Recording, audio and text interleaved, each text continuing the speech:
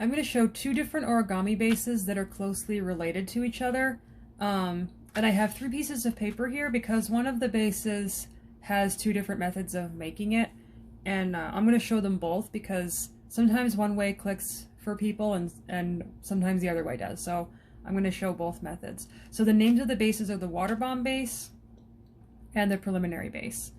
And both of them are used in all kinds of different models. And sometimes you'll see instructions that just say, start with, you know, a Waterbomb base, and then it goes on from there. And you need to know what those are. So I'm going to start with the Waterbomb base, and then I'm going to make the preliminary base because that's the one that has 2 methods.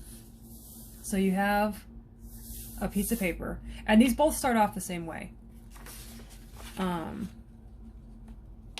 They start off by folding your square diagonally, opening it up, folding it diagonally again the opposite way,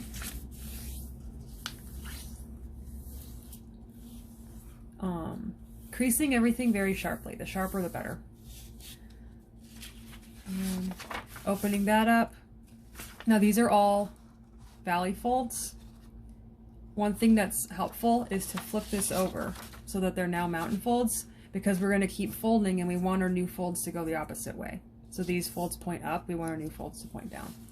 So you're going to fold now, instead of diagonally, you're going to fold straight across, so it's a rectangle. And you can see this valley fold goes down and the mountain folds on either side go up. That's what we're looking for, is that up and down alternating pattern. Just makes the next step a lot easier.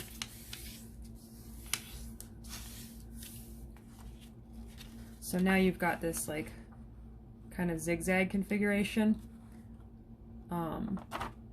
Poke the top, or poke the middle up from underneath, so it's pointing down.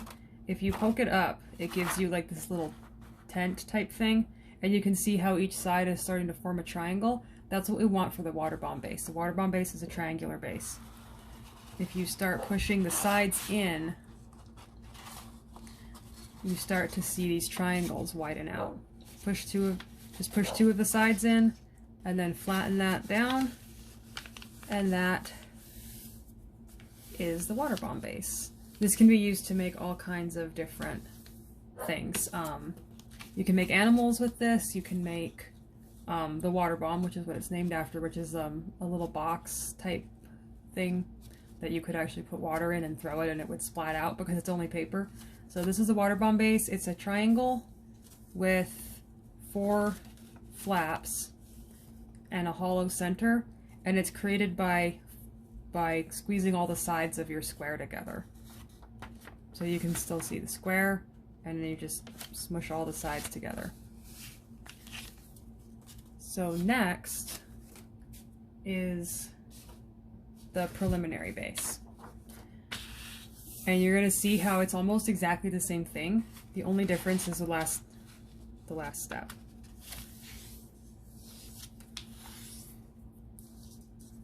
So again, we fold diagonally, open that up, and flip it. Fold across. Make sure the corners line up nicely. Open that up. And then one more time.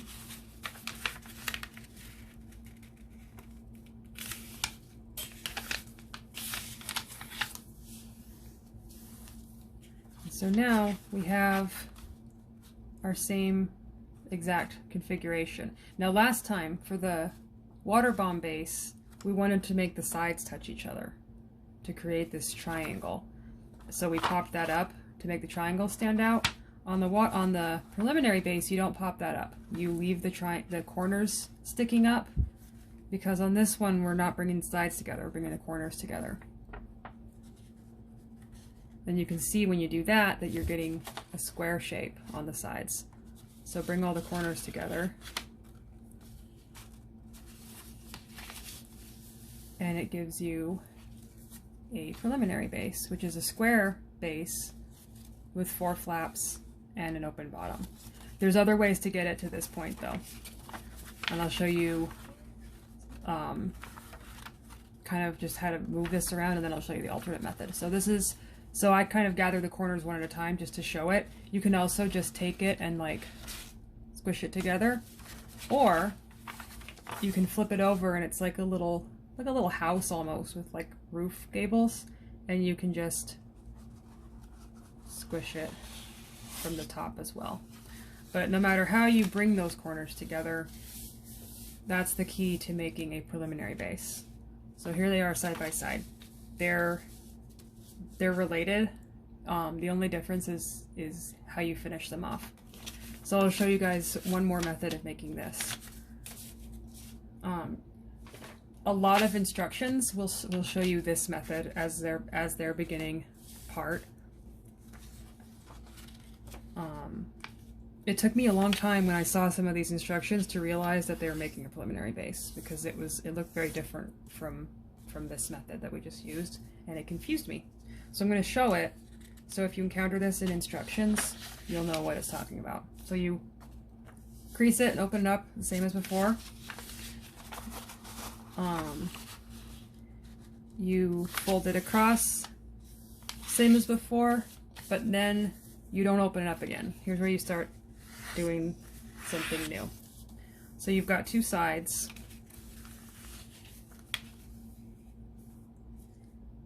And so you're basically going to take each of these sides and turn it into a square. Now, how do you turn a triangle into a square? You open up the sides of it, and you're going to do a squash fold. A squash fold is when you take a flap that's folded and you separate out the 2 sides of it and flatten the top of it down. So you can see how it's becoming square. This corner lines up to these other corners. So you're still bringing the corners together. You're just doing it a different way.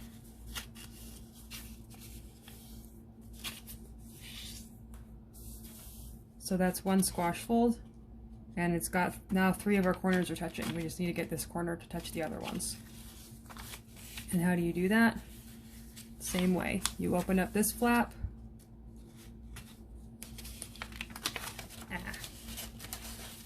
you widen out the sides, and you begin pressing the corner down.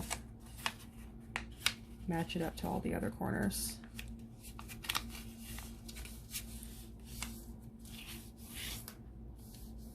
And that's another way to make a preliminary base.